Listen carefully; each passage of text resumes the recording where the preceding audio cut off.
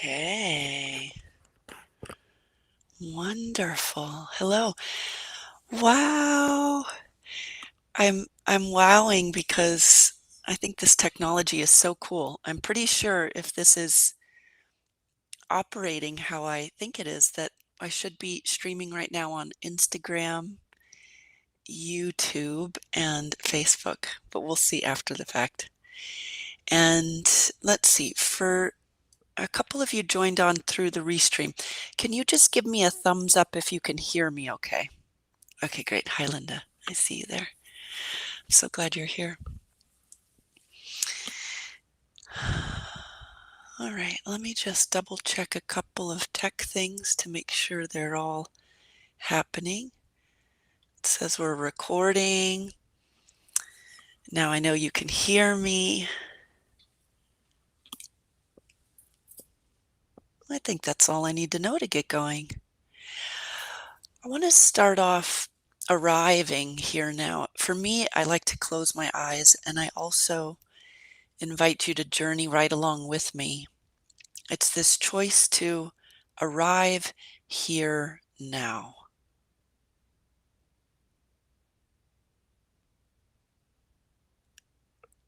Yes.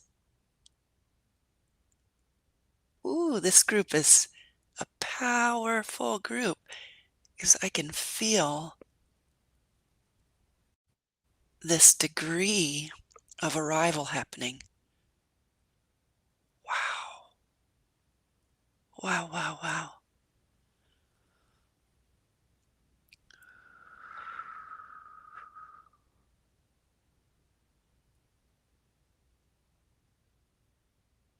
So when I say I can feel, and just stay here with me in this arrival zone. When I say I can feel the arrival, I mean quite viscerally. What happens is my whole belly shakes, it tremors. This is one of the cues, body cues, that has developed for me over time when I know that I'm lining up with a bigger, higher truth. And this is something we'll explore together over these 3 days.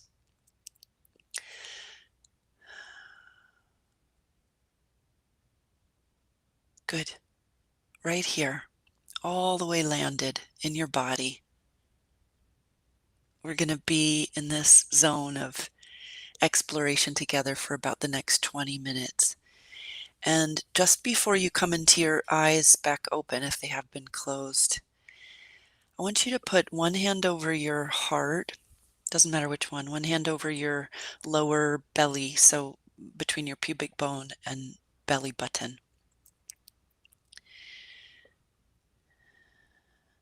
And feel your own breath. Feel how your body moves when you breathe in and breathe out for a couple of breaths, and I'll do that with you.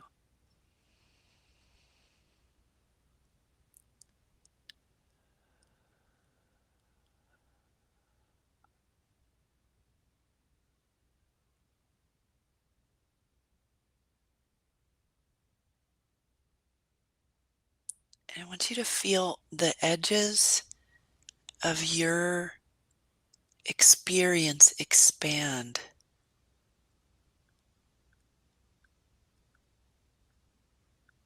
The edges of your experience expand. It might even feel a little bit uncomfortable, but also good, kind of like when you are working out and you can feel that the discomfort is it's a positive one. It's something's opening and strengthening and it feels right like that. Yes, yes, like that. Good, good, good, good, good. Now let your body posture as you open your eyes just reflect this expansion that you just had. Let it reflect this expansion. Good. Ah, I'm so happy you're here. There was a lot of people that registered for this, which also tells me that it's something that that we're interested in. There's interest here for good reason, for important reason, and that's part of what we're going to illuminate and highlight and even amplify in in ways that I think will delight you, but that'll also feel so natural, like, "Oh, yeah. Oh, yeah." I think for me, if you left each day and then all of the days together with this sense that with this feeling like I reflected back to you something that you've known to be true in the core of your being, and that it gave you greater permission to live that more fully in your life. That's my heart's intention for you and for our time together. And maybe you feel a heart's intention for you for this time. Let that whisper in your ear right now. What is that?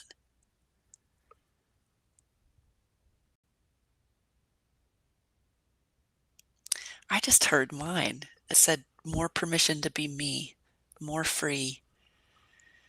I think that part of the power of social media. I know that there's plenty of things that can be said about the challenges of it, but part of the power of social media is that it allows us to, uh, well, just very simply speaking, we can become more visible. And as we become more visible, it really shines the light on any place or space inside that doesn't feel free to be visible or that has fears, all the fears that we tend to have when it comes to being visible or speaking up. Okay, what I want to do today. Uh, actually, before we go there, I realize there's some people on that don't already know me, so I'm just going to share a little bit about me and then go right into what's in it for you, and then right into the next two pieces for today. So, my name is Tiffany Carroll. I think a nice way to describe me would be that I am a scientist and a mystic. At heart, I'm both. I studied science in undergrad. I studied biochemistry and evolutionary biology, and then I went on to study naturopathic medicine and Chinese medicine. I have licensure as an acupuncturist and East Asian medicine practitioner, and I had a holistic medical practice outside of Seattle, Washington for 20 years. Full-time dedicated practice. And I was not only seeing patients, but I was also mentoring other clinicians who would come in fresh out of school, as well as other practitioners who would rent space from me in my office. And over that time of having my clinical practice, I developed a technique called aroma point therapy. In the beginnings of its creation, I had a co-creative partner in that process, and then I continued to evolve that work after we parted ways. And that work actually led me to begin teaching to other healing arts practitioners and traveling around the world to teach this particular technique. Now, as I was teaching that technique more and more, I was also getting these feedback loops of other practitioners and leaders utilizing the techniques in their own way, in their practices or in their businesses, and then feeding back to me with the results that they were experiencing. So, uh, I think actually this is what's coming up for me to name right now is that it's my longevity of doing certain things, teaching for 34 years, being, face fully in the power of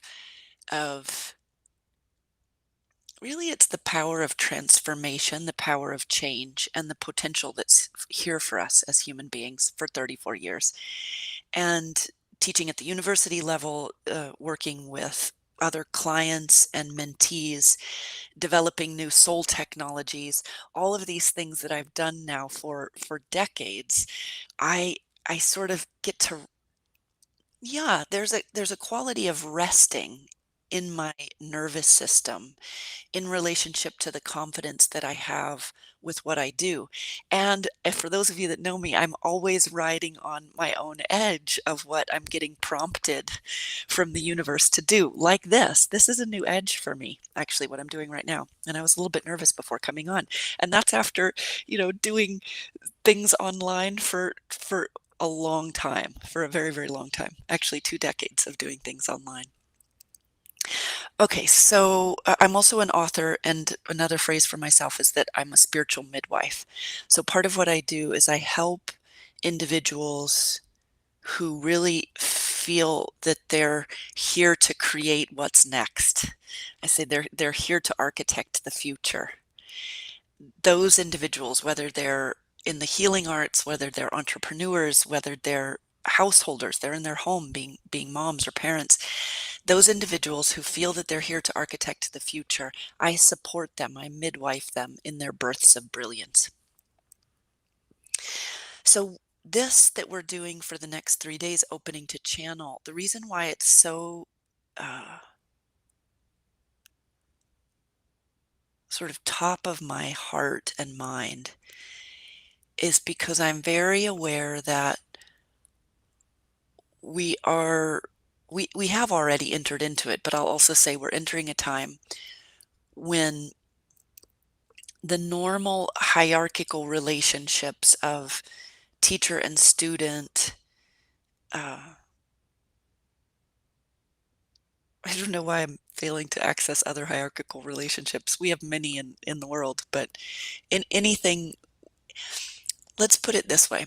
We're moving into a time where in order to actually be uh, regenerated and up-leveled from the relationships that you're in, regenerated and up-leveled truly from the relationships that you're in, you have to be slightly cliche, own your power in order to be in right relationship with whoever you choose to be in. It's not about not having teachers or mentors or guides, but it's about showing up at your fullest empowered edge. And I believe that in order to do that and to do that consistently, we have to understand that we are channels. We are channels. It's not like some people are channels and other people aren't. We are channels. I'm going to break down what I mean by that as we go through today. But as you recognize that truth for yourself, not because I said it, but you recognize that truth for yourself in your own way, in your own capacity, and you begin to exercise it through your own volition, through your choice, you grow in such confidence and power that it will blow your mind. It will blow your mind. So what's in it for you? All that. All that to demystify this idea of being a channel, if that's needed for you for it to be demystified. If it's not needed for you for it to be demystified, then maybe it's needed for you to just simplify what it actually means to channel and then have a couple of practices that help you to do it basically easily. And we're going to start with that today, but go deeper into it tomorrow. And I wrote this down to begin the opening to new possibilities for you to create and flow more of what you want and less of what you don't want in life. Opening to channel is a it's kind of like an enzyme in the body, how enzymes work to allow things to happen much more swiftly, smoothly, and effortlessly than without them. Okay, so let's take a little breath together, and I'm so curious what you're feeling right now. I don't actually know if these channels that I'm broadcasting on, if you can type comments, but if you can, type a comment on in there about what you're feeling right now in this moment. Like actually describe the body sensation. I feel I feel smiley, so I feel a lot of energy around my jaw. I feel um, almost like a bubbly energy. Yeah, bubbly energy around my heart. I feel really solid in my hips. I'm sitting with my legs crossed, and I feel the weight of me in a good way. And I feel like rose petals on my skin. That's the way that my appreciation feels for you being here. Like rose petals on my skin.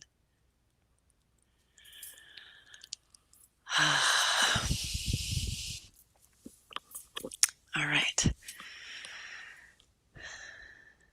I want to start in the remainder of the time that we have together today to share a story.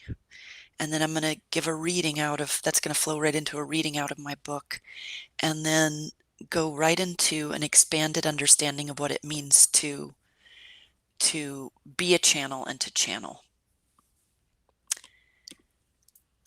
Oh, look, I did get to see a comment there. That's cool. Thanks, Linda.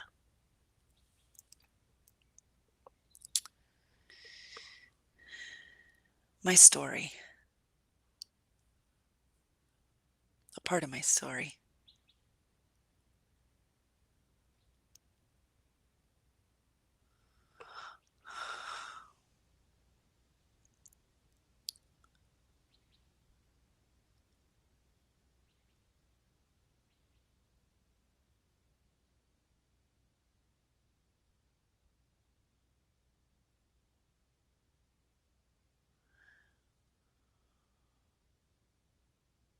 Wow.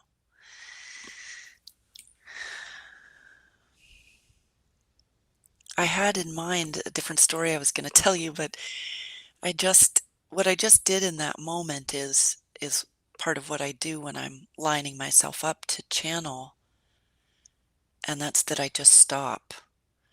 I cease all agenda, Tiffany's agenda, and I drop into emptiness and I sort of bear any insecurity that I might momentarily feel in the void, in the emptiness.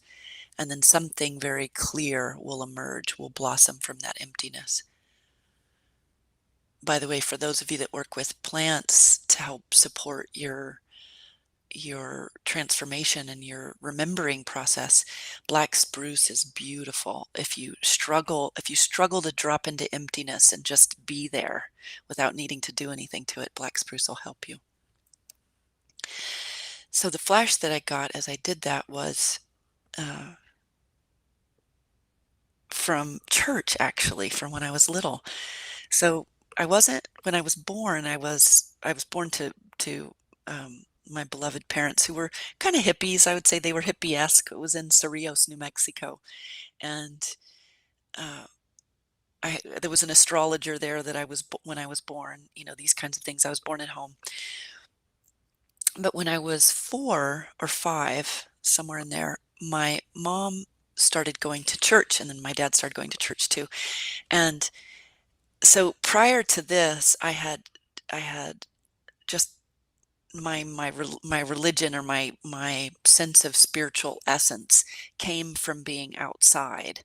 And I remember that I would sit outside on the edge of this river, the Galisteo River, that was behind our house. And there was a really old wrecked car that was flipped upside down, that was halfway buried in the sand on the edge of the river. And I would sit on top of that car and just dangle my feet. The river was kind of more like a stream most of the year, by the way. And I would sit there and I would look up and around and then sometimes close my eyes and look down.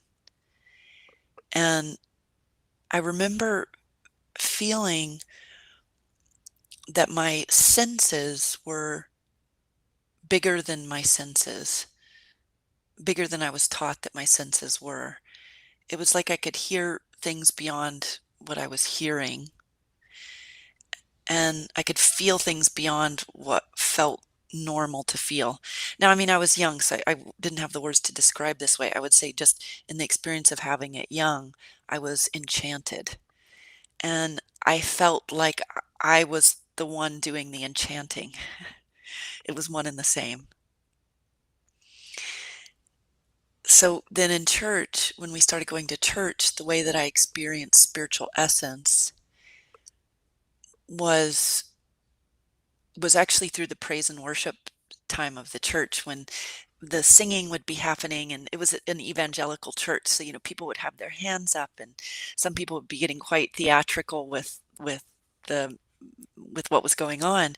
And I remember feeling the essence of something bigger than me, but that was also me, and being enthralled by it. I can remember seeing like the luminescence or sparkliness in the room, and I remember thinking like, this is real. There's something real happening here that's quite extraordinary. And the way that I experienced the extraordinary is that I was utterly captivated. I was utterly present because I was utterly captivated.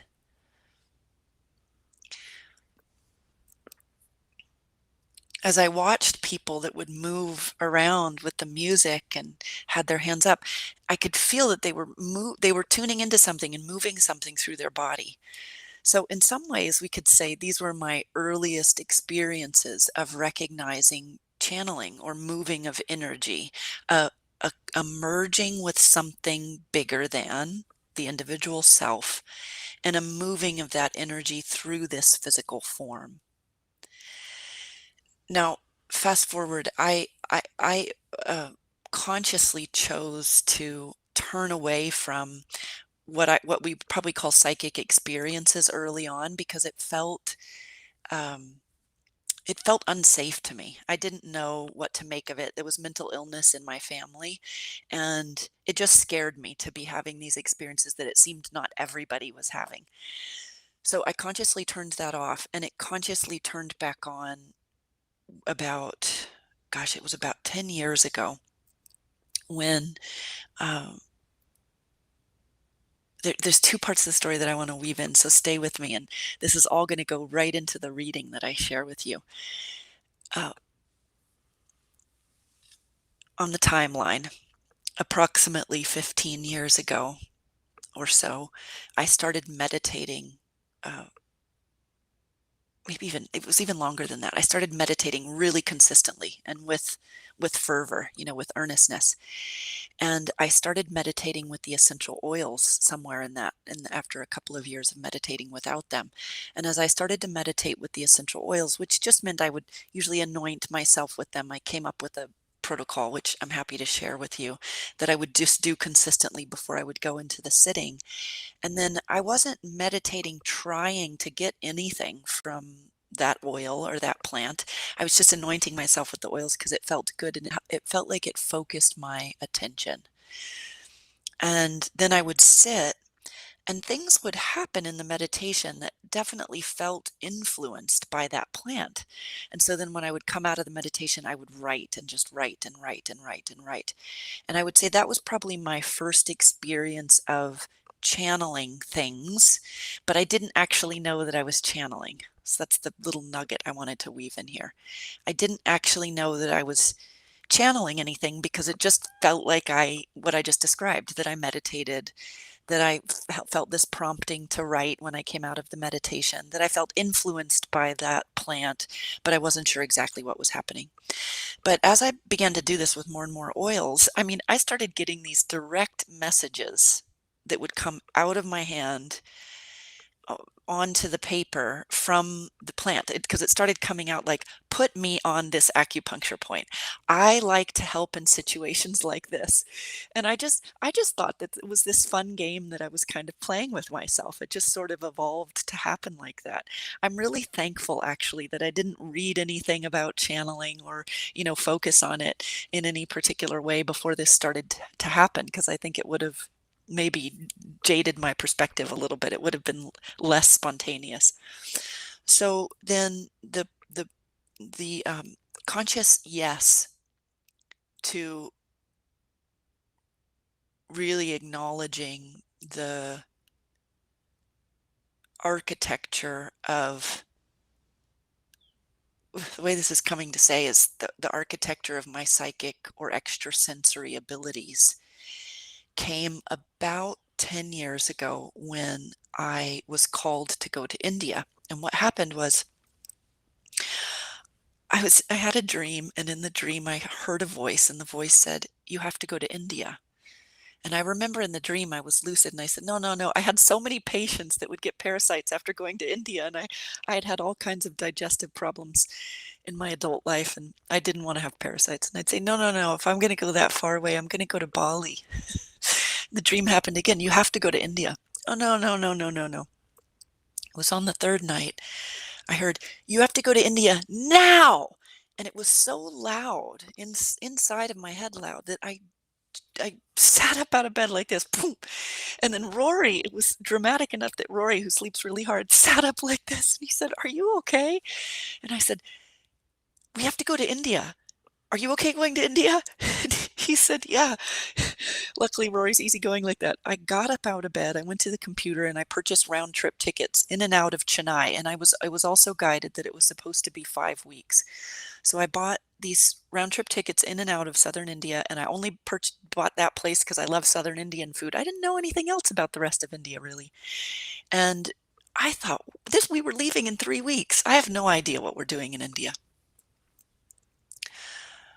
I was online, maybe 5 days later, a week later. I'm still not knowing what we're gonna be doing there, but I'm in the flow of something that's unmistakable. It's unmistakable.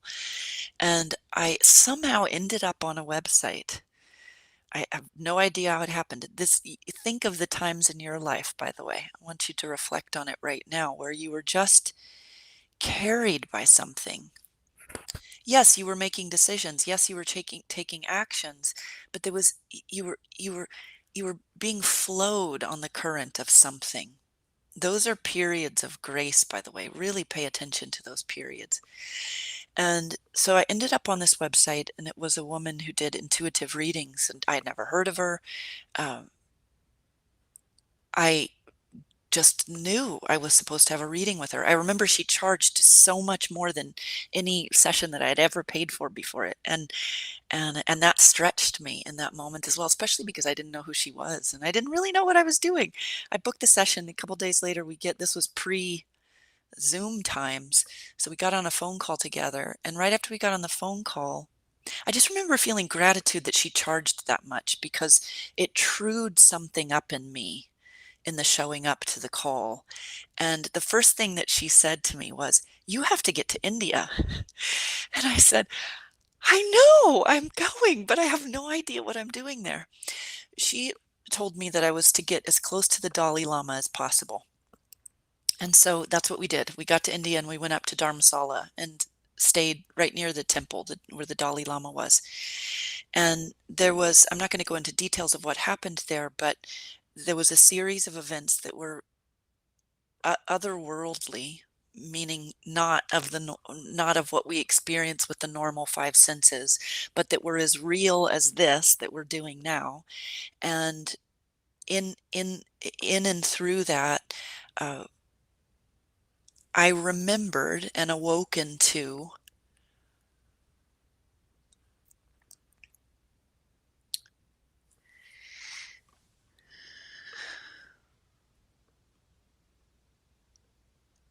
who I really am and what I'm really capable of.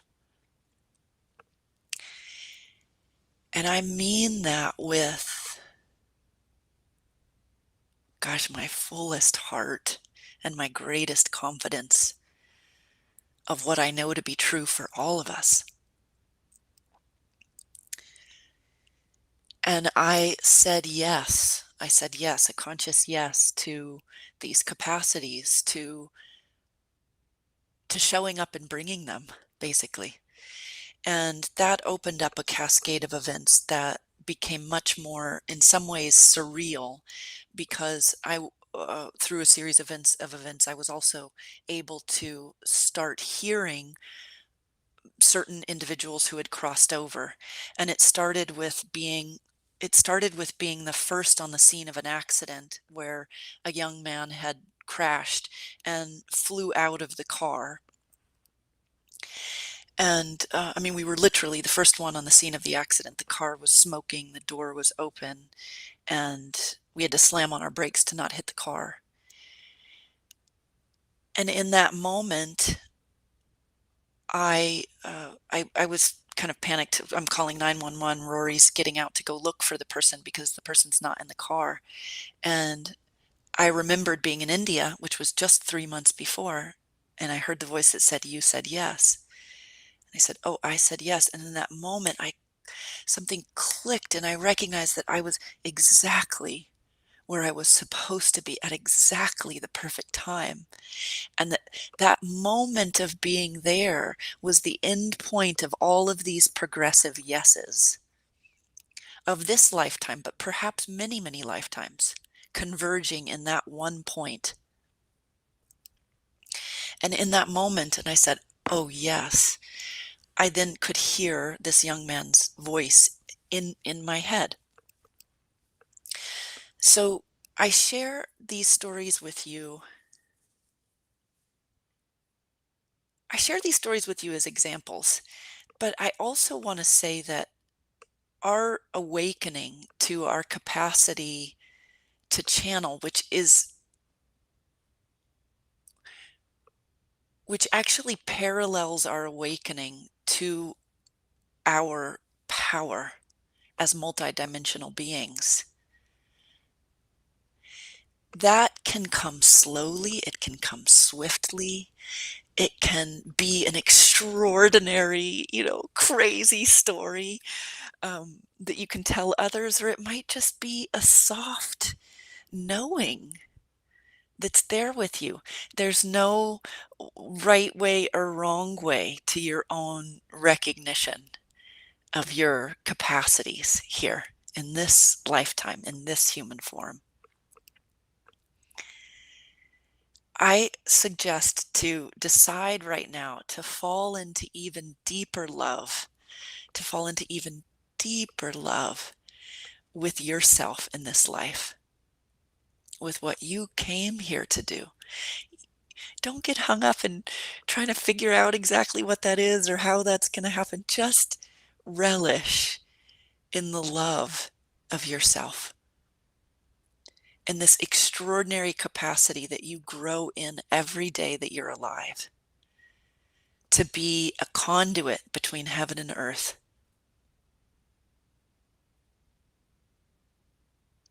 You are a conduit between above and below, between infinite worlds into this finite world.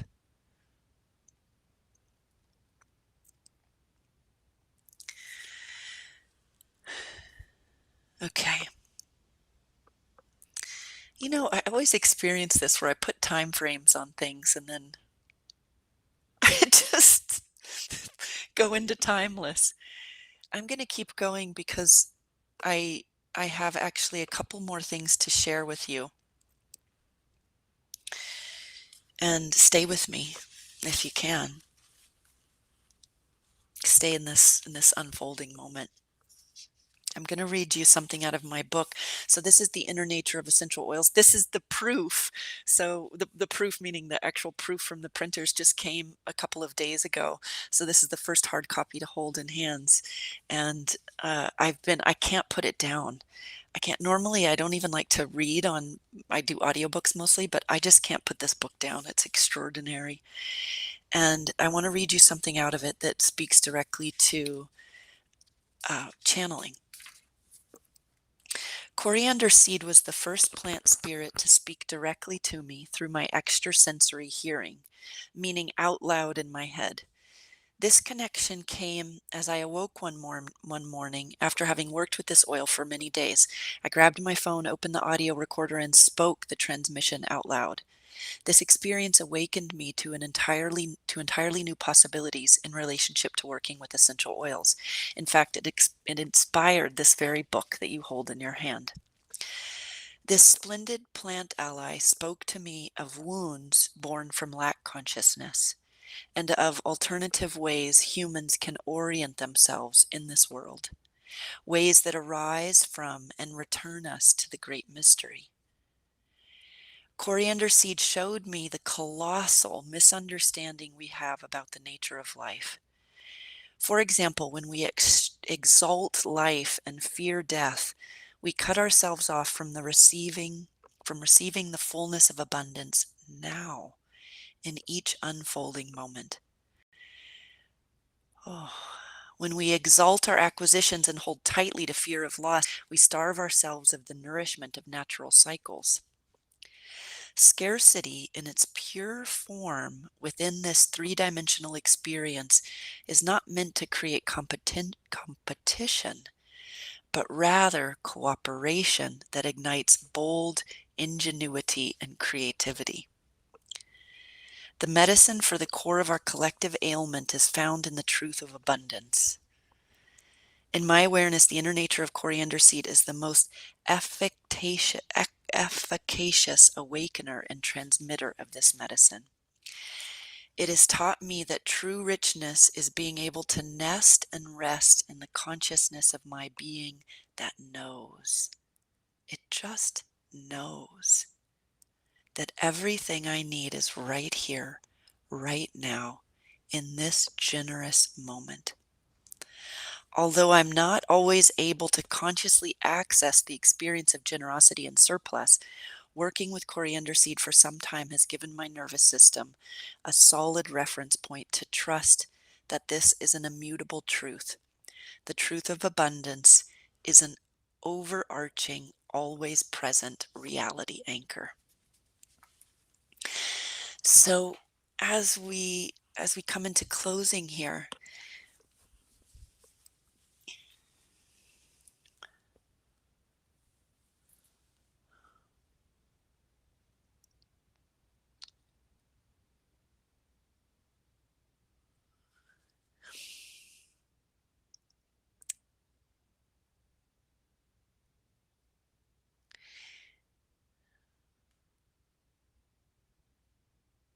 I'm in awe actually. I'm in awe right now of the completeness of this time together, this transmission and what happened. And the everything that just unfolded in and through me, in and through you, and in and through us couldn't have happened without channeling. And I want to, perhaps for some of you, this will be a reframe or a maybe a little adjustment to your understanding of channeling. When we open to channel in its purest, I think most beautiful form, we are literally making this possible. And I'm going to read it off this page. So you are able to channel, and you can channel your broader intelligence, your highest good, your deepest knowing, your fullest love, your fullest appreciation, your fullest worthiness, your best agility, your best vitality, your best timing, your best that all, the best that all that you are is swirling around you. The best that all, the best of all that you are in all dimensions, in all timelines, in all lifetimes, you are able to access and channel. And that is directly and expressly what I'm inviting you to and pointing to over these days. It's also exactly what I'm modeling in real time. It's exactly what I'm modeling in real time. From the receiving of the message to offer this up, which just came 10 days ago. I wasn't planning to do anything. Actually, my main team member is out on vacation right now. She laughs at me sometimes. She's like, Tiff, why do you always get these downloads when I'm on vacation? I'm modeling in real time. I received the download. I acted on it. I put it into words. I shared it with you. You heard the call because you helped call this into being. And now you're receiving it in real time, experiencing the changes that you're experiencing in yourself and those treasures that are made available to you because you listened, because you showed up. What are you listening to? I want you to think about what you're listening to and where you're putting your attention, especially for the rest of this day. And imagine just with delight what it could be like to, in many pleasant moments throughout your day, simply stop, align with the higher truth, the broader truth, and the deepest truths of who you are. And then just let that flow out of you.